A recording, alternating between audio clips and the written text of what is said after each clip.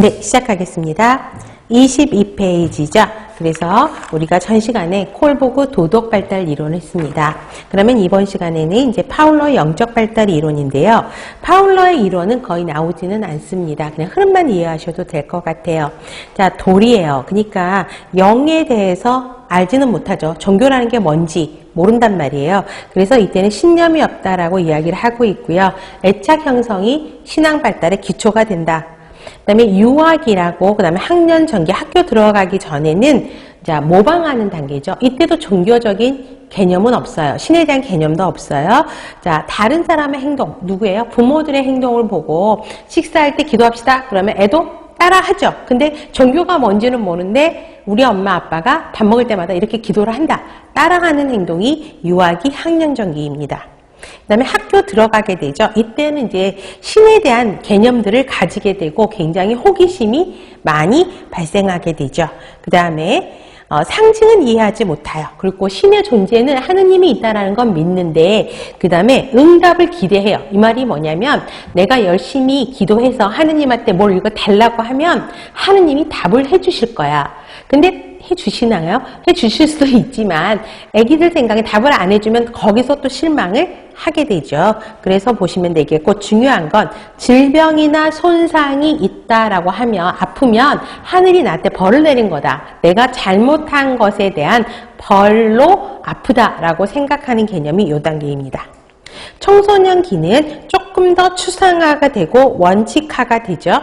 그 다음에 기도가 항상 응답을 받지 못한다. 초등학교 때는 기도하면 하늘에서 바로 계시가 내려온다라고 생각을 하지만 청소년기에는 그렇지 않다라는 걸 알고 또 종교관을 변경하기도 하고요. 친구들, 그룹 친구들하고 같은 종교를 또 믿으면서 따라다니면서 하게 됩니다.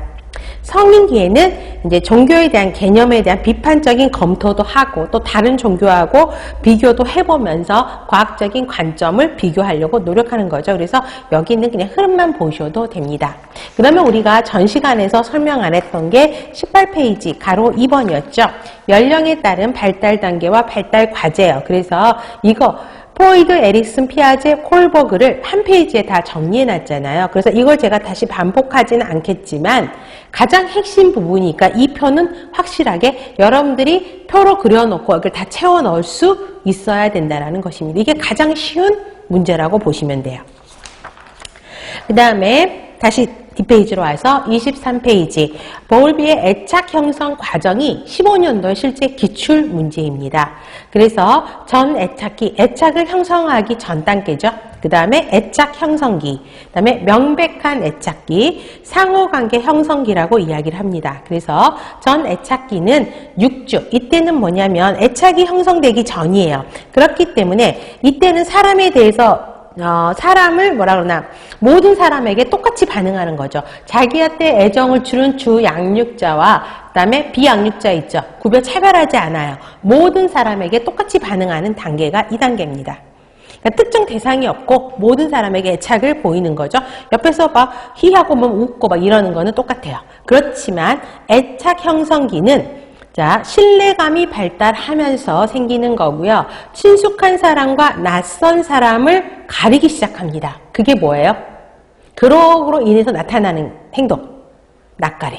낯을 가리는 거죠. 그래서 자, 자기와 신뢰 관계가 있는 사람은 굉장히 좋아하고 그 사람한테 가려하지만 갑자기 낯선 사람이 앞에서 아무리 웃어도 도망가죠. 그죠? 싫어하고 울죠. 이게 이 애착 형성기 단계입니다. 그래서 여기서 가장 중요한 단어는 낯가림이죠. 그 다음에 또 자신의 행동이 다른 사람에게 어떤 행동을 미친다, 영향을 미칠 수 있다는 것을 얘가 은근히 깨닫기 시작합니다. 그래서 6주에서 8개월. 그래서 낯가림이 시작하는 시기를 꼭 외워야 돼요. 6개월부터 시작한다라는 것이죠. 기억해야 돼요. 그래서 엄마랑 타인을 구별한다라는 거죠. 그래서 엄마를 향해서는 소셜 스마일이라고 하는 사회적 미소를 보이게 되고 다른 사람을 보이면 싫어하는, 안 가려고 하는 걸 보이게 됩니다. 그 다음에 8개월 넘어서부터는 명백한 애착기. 애착이 형성된 사람한테는 자꾸 그 사람한테만 가려고 하는 단계죠. 근데 보세요.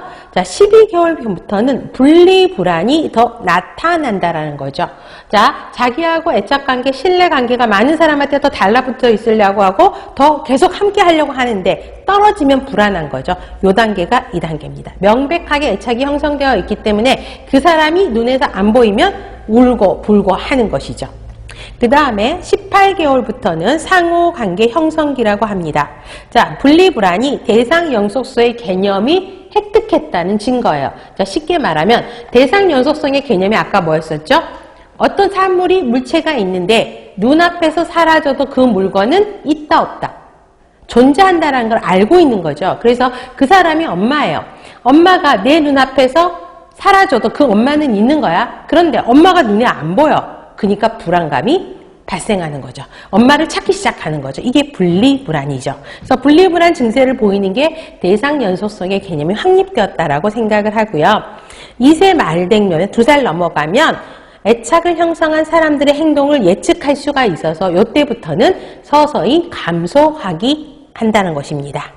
자, 그래서 보시면 돼요. 그래서 이 단계가 시험 문제 나왔었고요. 단계가 기입형 문제로 나왔었고, 그 다음에 하나는 특징을 써라고 나왔었거든요. 그 단계의 특징을 써라. 그래서 이 부분이 실제 문제였었고요. 에이노스의 애착 단계는 정의만 알고 계시면 돼요. 안전적 애착은 애착이 잘 형성이 된 거죠.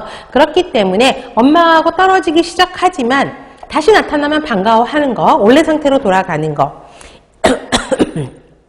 그 다음에 양가적 감정은 불안한 상태예요. 그래서 재결합할 때는 좋아해. 근데 엄마가 막상 달래주려고 막 화를 내는 거.